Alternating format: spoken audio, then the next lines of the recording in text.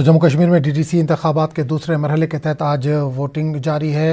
वादी में तो काफ़ी सुस्त रफ्तारी से वोटिंग का अमल जारी है, लेकिन जम्मू में बड़ी तादाद में लोग घरों से बाहर निकल रहे हैं। इस वक्त हमारे साथ हमारे नुमाइंदे समीर भट्ट जुड़ गए हैं, उनसे बात करेंगे। समीर, इस वक्त आप कहाँ पर मौजूद हैं और कितनी तादाद वोटरों की पहुँच रही है?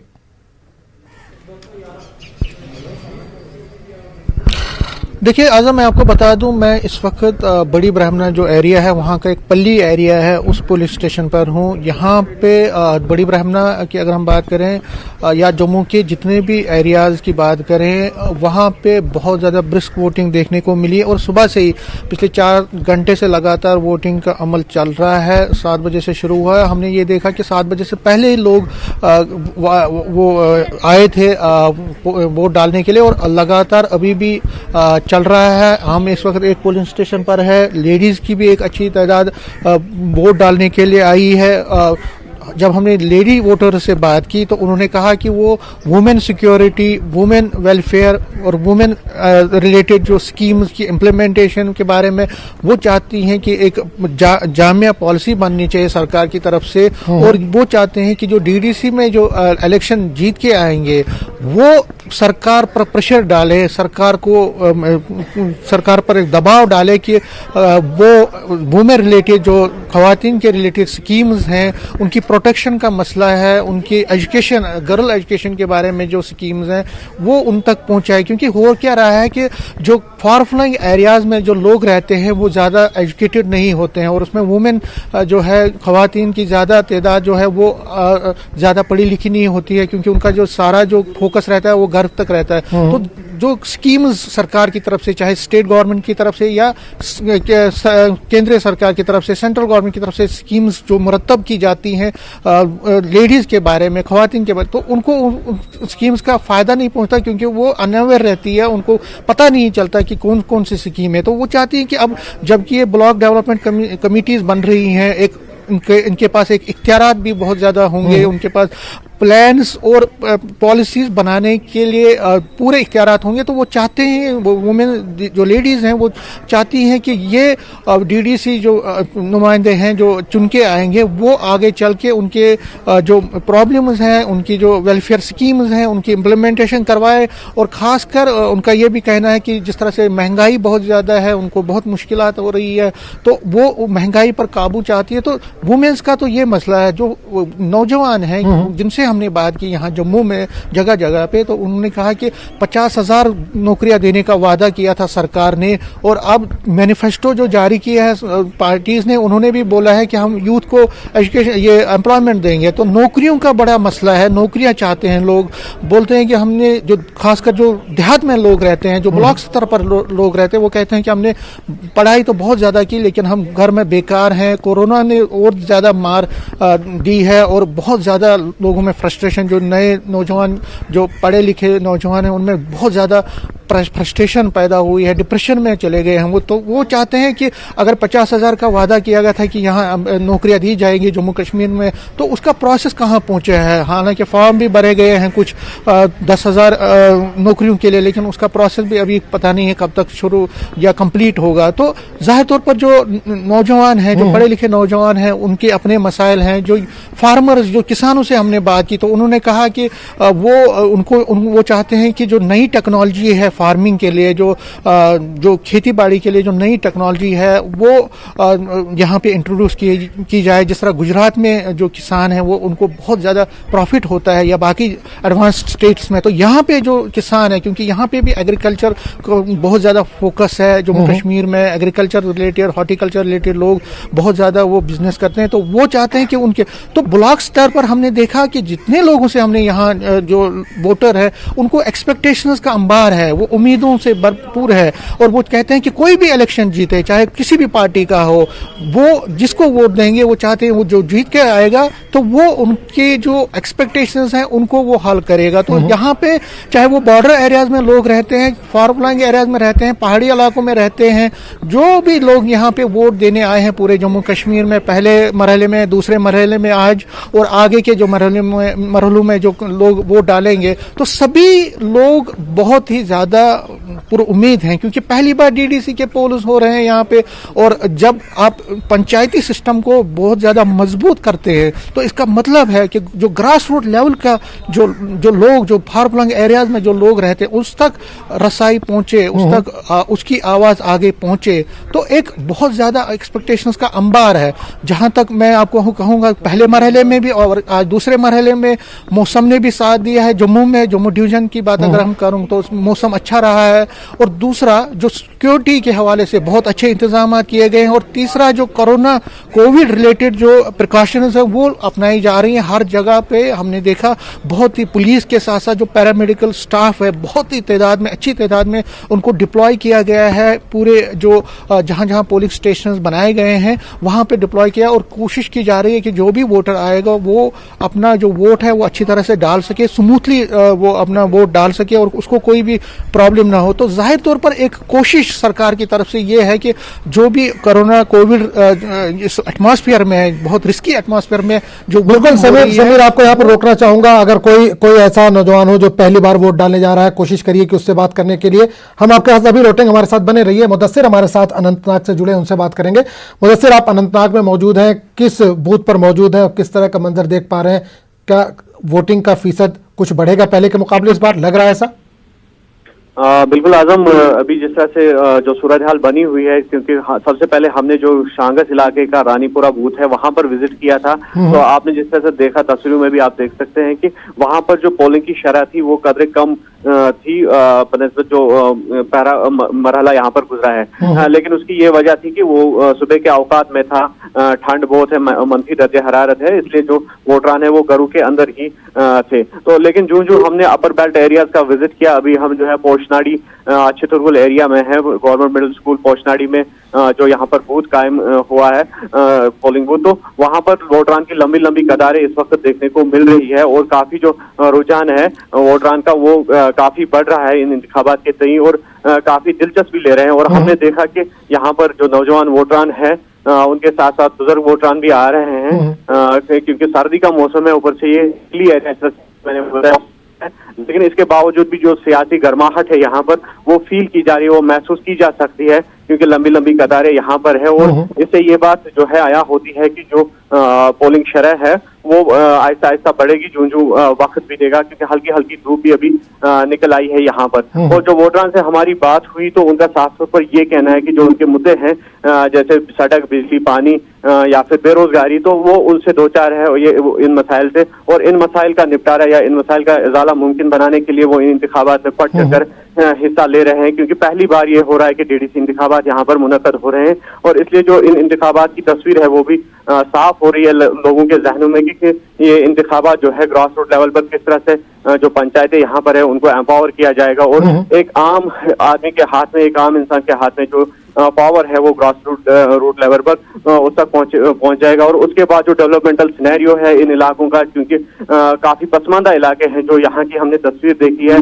कहीं कहीं पर अभी भी ऐसे इलाके हैं जहाँ पर रोड नहीं है, राबिता सड़क नहीं है, और कहीं इलाके ऐसे हैं जहाँ पर वाटर सप्लाई का कोई नामो निशान नहीं है अभी तक। और इन मुद्दों को लेकर जो है इनको जो यहाँ के वोटरान है इनमें एक उम्मीद जगी है कि शायद जिसको ये जिन उम्मीदवार मुंतखब करेंगे जी, तो वो उनका जो ये मसाइल है उनका। मैं आपको बता दूं कि ये जो 2 ब्लॉक है ये मखसूस रखी गई है, रिजर्व रखी गई है खवातीन के लिए, और यहाँ पर जो है 5 उम्मीदवार कुल मैदान में है, और 5 की 5 जो है खवातीन है, और एक दूसरे के मद्दे मुकाबिल है, जिसमें जो है अलायंस की कैंडिडेट भी है, और जो कांग्रेस ने अपनी कैंडिडेट यहाँ पर खड़ी की है, और कुछ आजाद उम्मीदवार भी यहाँ पर है। और कुल मिलाकर जो है 43,812 यहाँ पर वोटरान की तादाद है, जिसमें शांगस ब्लॉक में जो है 25,256 वोटान है, और चितुरगुल ब्लॉक में 18,556 वोटान है। और इसके अलावा एक बात यह है कि जो पंचायत के ज़िमनी इंतखाबात है, क्योंकि वैकेंट कुछ यहाँ पर हल्के थे, वैकेंट पंच या सरपंच की जो सीट थी वो यहाँ पर है, और उनके लिए भी जो है साथ ही साथ इंतखाबात जो है उनका अमल भी जारी है। इनमें जो है 75 पंच जो है अभी मैदान में है, और 7 सरपंच ओहदों के लिए जो उम्मीदवार हैं वो यहाँ पर मैदान। चलिए, एक सवाल आपसे ये करना चाहूंगा कि बाइकआउट की कॉल कहीं से भी नहीं मिली है, इससे पहले कभी भी इलेक्शन एक सालों से अगर हम देखते आ रहे हैं कि बाइकआउट का कहीं ना कहीं से कॉल आती थी, इस बार इस तरह का माहौल नहीं देखने को मिल रहा है। तो क्या लोगों के चेहरों पर वो जो खौफ रहता था इस बार नहीं दिखा जा रहा है? बिल्कुल ये बात सही है कि बाइकआउट की कॉल किसी भी कॉर्नर से नहीं आई है, क्योंकि माजी में देखा जा रहा था कि अलहरी की पसंद जो जमातें थी उनकी जानिब से बाइकआउट की कॉल आ रही थी, और उसके बाद जो पंचायती इंतखाबात हुए तो वो नॉन पार्टी बेस पर हुए थे, और उसमें जो है पीडीपी और नेशनल कॉन्फ्रेंस ने बाइकआउट किया था। हालांकि फिर जो है अपोजिशन ने इल्जाम लगाया कि प्रॉक्सी कैंडिडेट्स उसमें भी उठे थे, और उस वजह से जो है बराह रास्त तौर पर ये जो इंतखाबात थे मुतासिर हो रहे थे, खासकर जनूबी कश्मीर की अगर हम बात करेंगे, क्योंकि सिक्योरिटी के एतबार से काफी हसास तस्वर किया जाता है ये पूरा इलाका जो जनूबी कश्मीर के 4 अजला है, पुलवामा, अनंतनाग या कुलगाम या शोपियां की अगर हम बात करेंगे, तो सिक्योरिटी सिनेरियो से काफी हसास तरीन तस्वर किए जाते थे। तो आज भी जितने भी यहाँ पर पोलिंग स्टेशन है इनको हसास तरीन तस्वर करार दिया गया है, और सिक्योरिटी के जो मेजर्स हैं वो एडवोकेट मेजर्स इन प्लेस रखे गए हैं। 3 टायर सिक्योरिटी ग्रिड कायम किया गया है यहाँ पर, जिसमें जम्मू कश्मीर पुलिस, सीआरपीएफ या फिर फौज की अगर हम बात करेंगे तो वो उन्होंने 3 टायर सिक्योरिटी ग्रिड कायम कर रखा है, ताकि जो यहाँ पर इंतखाबात है पुरअमन और एहसन तरीके से और शफाफ तरीके से यहाँ पर मुनक्कद हो। जहाँ तक बाइकआउट की कॉल थी, जो माजी में जिस तरह से बाइकआउट की कॉल देखने को मिलती थी, तो उसका असर देखने को मिलता था, खासकर जनूबी कश्मीर के इन इलाकों की अगर हम बात करेंगे। लेकिन इस बार ऐसा नहीं है, कोई भी बाइकआउट की कॉल नहीं है, और लोग खुलकर निकल आ रहे हैं अपने घरों से, और जो वोटरान है वो रागिब हो रहे हैं पोलिंग बूथों की तरफ। और यही वजह है कि जो अपर बेल्ट एरियाज हैं, क्योंकि छतरपुर जो है अनंतनाग का अपर बेल्ट एरिया है, और यहाँ पर जो ज्यादा आबादी जो है एसटी की आबादी है, और वो खुलकर सामने आ रहे हैं, खुलकर इस बार वोट दे रहे हैं, इस उम्मीद के साथ कि जो उनके मसाइल है उनका इजाला मुमकिन हो सके। चलिए मुदस्सिर, बहुत बहुत शुक्रिया इस तमाम जानकारी के लिए। तो नाज़रीन, हमारे साथ जम्मू से नुमाइंदे समीर लगातार जुड़े हुए हैं। समीर, इससे पहले हम बात कर रहे थे कि किस तरह से डीडीसी इंतखाबात में लोग बढ़ चढ़ कर हिस्सा ले रहे हैं, इस अमल में हिस्सा ले रहे हैं। ये एक ट्रेलर के तौर पर देखा जा रहा है, एक तरह से जानकारी ये मान रहे हैं कि असेंबली की तैयारी है ये। बिल्कुल आजम, ये असेंबली की लगातार हम बात कर रहे हैं। ये एक ट्रेलर है, ये एक शुरुआत और एक ट्रेंड जो यहाँ पे दिखेगा। जो जीतेगा पार्टी, जो पार्टी यहाँ से जीत के जाएगी, उसका जो मॉरल है वो बूस्ट होगा बहुत ज़्यादा, उसमें एक जोश बढ़ जाएगा, उनके वर्कर्स में जोश बढ़ जाएगा। तो इसीलिए जाहिर तौर पर असेंबली की तैयारी है। पहले ये चुनाव देखेंगे कि कौन सी पार्टी कहाँ खड़ी है। यही वजह है कि बीजेपी ने पूरा जोर लगाया। उन्होंने जिस तरह से गुपकार अलायंस को टारगेट किया और उसके बाद जिस तरह से पीडीपी एनसी लीडरशिप ने वापस काउंटर किया, तो एक बहुत बड़ी लड़ाई यहाँ पे शुरू हुई है। डीडीसी पोल्स इतने बहुत बड़े लेवल के नहीं है, लेकिन जिस तरह से टॉप बीजेपी लीडरशिप यहाँ जम्मू कश्मीर में आई, चाहे शाहनवाज हुसैन हो, मुख्तार अब्बास नकवी हो, जितेंद्र सिंह हो, अनुराग ठाकुर, तो पूरा जो बड़े लीडरशिप है वो यहाँ पे आई, उन्होंने कैंपेन किया। इसी तरह से नेशनल कॉन्फ्रेंस की जो लीडरशिप है उन्होंने भी बहुत जोर लगाया। पीडीपी की जो महबूबा मुफ्ती है लगातार प्रेस कॉन्फ्रेंसेस करके और टूर करके लगातार बीजेपी को तनकीद का निशाना बना रही है। तो जाहिर तौर पर हर कोई पार्टी चाहती है कि उसके ज्यादा से ज्यादा लोग यहाँ पे चुनाव जीतें, क्योंकि यहाँ से जो पार्टी ज्यादा सीटें चुनाव में जीत के जाएगी वो उसके पार्टी कैडर का जो मनोबल है वो बढ़ेगा, उनका जो मॉरल बूस्टर होगा, और आगे के चुनाव जो असेंबली के इलेक्शन होंगे उस पर उसका इफेक्ट पड़ेगा। और जाहिर तौर पर अब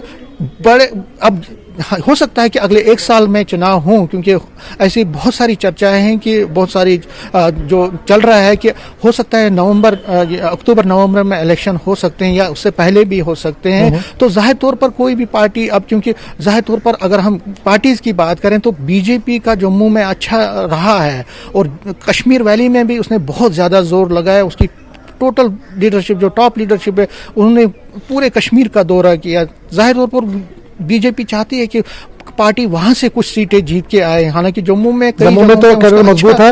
लेकिन समीर, एक चीज यहाँ पे और जानना चाहेंगे, दोनों तरफ से इल्जामात का सिलसिला जारी है, चाहे बीजेपी की हम बात करें या गुपकार अलायंस की हम बात करें। गुपकार वाले ये कह रहे हैं कि बीजेपी डरी हुई है इसलिए इतनी ताकत लगा रही, जबकि बीजेपी का ये कहना है कि जो रियासत की पार्टियां हैं वो डरी हुई है इसलिए वो अलायंस करके एक साथ आई गुपकार बनाकर।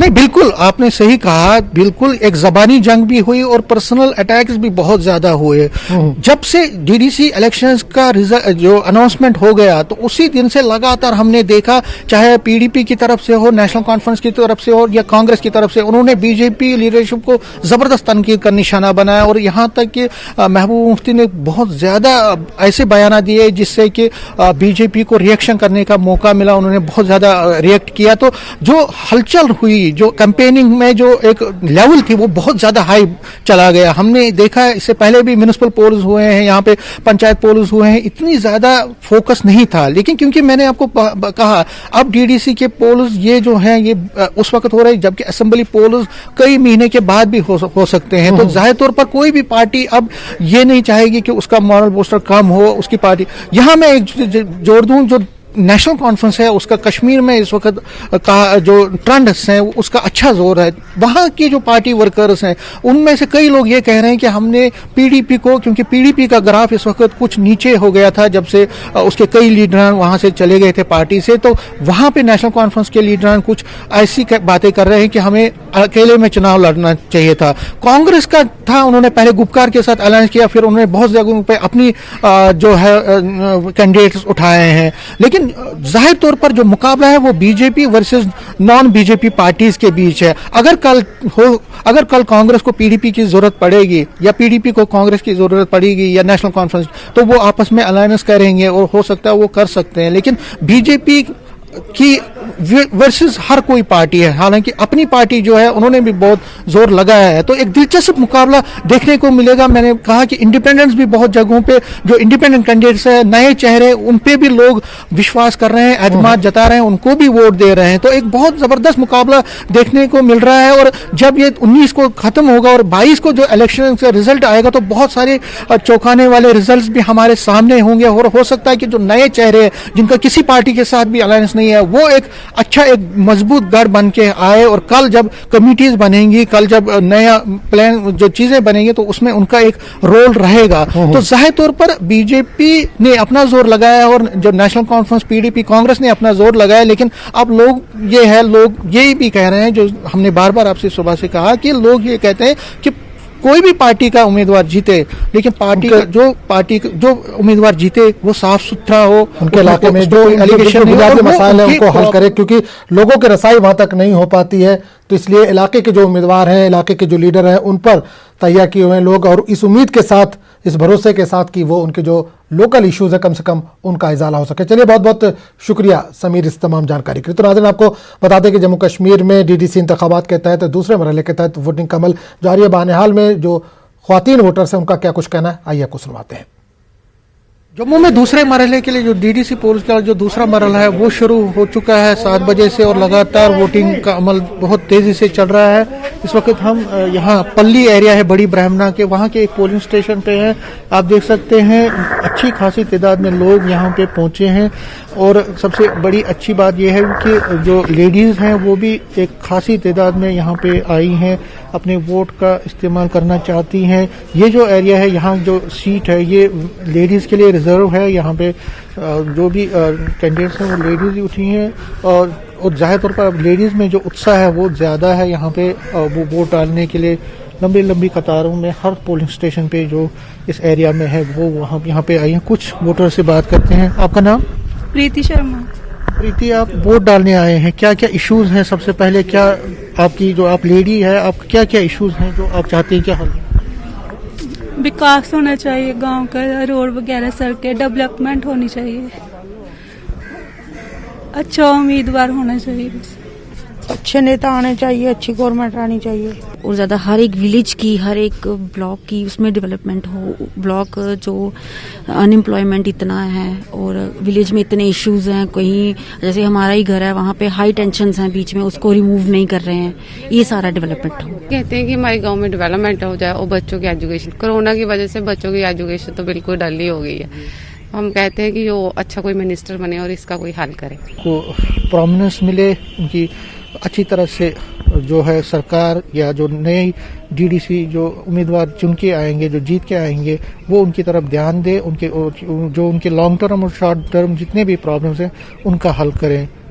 कैमरामैन साहिबा के साथ में समीर भट्ट, पल्ली बड़ी ब्राह्मणा जम्मू। पिछले 10-15 साल से ज़ाती तौर इस कॉन्स्टिट्यूंसी का कोई फ़ायदा नहीं मिला, चाहे वो पानी के हवाले से, चाहे बिजली के हवाले से, चाहे रोड के हवाले से। तो इसलिए आज लोगों ने ये फैसला किया है कि वो लोग निकले हैं, चाहे छोटे बूढ़े, हमें बदलाव लाना है यहाँ और इस कॉन्स्टिट्यूंसी के तामीरी तरक्की के लिए। इंशाअल्लाह अगर हम वोट डालेंगे तो फ़र्क पड़ेगा ही। जब कैंडिडेट बनेगा, सही कैंडिडेट बनेगा, ईमानदार होगा तो काम करेगा। तो आज तक यहाँ कोई काम हुआ ही नहीं है, यहाँ कोई डेवलपमेंट नहीं हुआ है, यहाँ कोई तामीर तरक्की की कोई काम ही नहीं। गरीबों के साथ इस्तेसाल हो गया हमेशा। यहाँ पे हर जो भी आया, यहाँ पे जो भी हुकूमत आई तो गरीबों के साथ इस्तेसाल हुआ है। अब अकाबे रूह जब बेदार होती है जवानों में, नज़र आती है उनको अपनी मंजिल आसमानों में। इसलिए जवान उठे हैं, अपने घुटनों पर उठे हैं, अपने टांगों पे मजबूती से उठे हैं। इंशाअल्लाह बदलाव ला के रहेंगे हम। सब जिला त्राल में अगरचे सुबह सर्दी की वजह से वोट डालने के लिए कम लोग निकल रहे थे, ताहम धूप निकलने के साथ ही लोगों की लंबी कतारें पोलिंग बूथों के बाहर जमा है और रायदही का इस्तेमाल कर रही है। पटनूर, कारमुला और दीगर देही इलाकों में लोग वोट डालने की गरज से बाहर निकले हैं। इस मौके पर सिक्योरिटी के माकूल इंतजाम किए गए और पोलिंग बूथों पर SOPs का भी ख्याल रखा जा रहा है। इस वक्त हम मौजूद है कारमुला बटनूर में। आप जो ये देख रहे हैं, जो भीड़ आप देख रहे हैं, सभी जो लोग हैं वोट डालने के लिए यहाँ आए हैं। इन लोगों का यही मकसद है कि इलाके में तमीर तरक्की हो और डेवलपमेंट हो। इनकी कोशिश है कि अपने इनका जो नुमाइंदा चुना हुआ नुमाइंदा है इसको कामयाब कराएं। हमारे साथ कुछ लोग मौजूद है। आपका नाम क्या है? नसीमा, आप मुझे बताया, आप आज वोट डालने आई है, क्या मकसद है इस वोट का? हमारा हक है, हमें तो वोट डालना है। अच्छा, आपको लगता है कि मतलब तमीर तरक्की जरूरी है इस वक्त? ना, हमको सड़क नहीं है, पानी की कमी है, हमारा बच्चा बेकार है, इसलिए हमने वोट डाला। एक और शख्स हमारे साथ मौजूद है। आप मुझे बताएं, आपका नाम क्या है? मेरा नाम मोहम्मद मकबूल है। मोहम्मद मकबूल, आप मुझे बताएं, आप वोट डालने क्यों आए हैं? क्या मकसद है वोट डालने का? हमारा वोट हो, अगर हमारा हक का वोट, हम हक का इस्तेमाल करते हैं। यहाँ हमारे सड़क की प्रॉब्लम भी है, यहाँ हमारे बच्चे आते हैं स्कूल में, स्कूलों की प्रॉब्लम भी है, पानी की प्रॉब्लम भी, हर किस्म के हिसाब में हम लोग बहुत मुसीबत में पड़ गए हैं। जो गुजर लोग हैं, गुजरात लोग, यहाँ लगभग 500-600 की आबादी है, मगर बिल्कुल मुसीबत में। यहाँ किसी ने पिछले सालों में हमको बहुत लोगों ने नजरअंदाज कर दिया है। हमारा सटोर है, यहाँ से लगभग 6-7 किलोमीटर नीचे सी गाड़ी की सड़क नहीं है। बहुत बड़ी मुसीबत हम लोगों को है, पावर की मुसीबत है। आज सवेरे सर्दी की वजह से लोग बाहर घरों से बाहर नहीं आए थे, ताहम अब देखने को मिल रहा है कि बड़ी बड़ी कतारें जो है देखने को मिल रही है और अपने वोट का इस्तेमाल करने के लिए ये लोग यहाँ पे लाइन में खड़े हुए हैं। कुछ लोगों का कहना है कि वो अपने नुमाइंदे को चुनने के गर्ज से और तमीर और तरक्की के गर्ज से अपने हक का, अपने वोट का इस्तेमाल कर रहे हैं। सईद मंजूर, न्यूज़ 18 उर्दू, बटनूर, त्राल।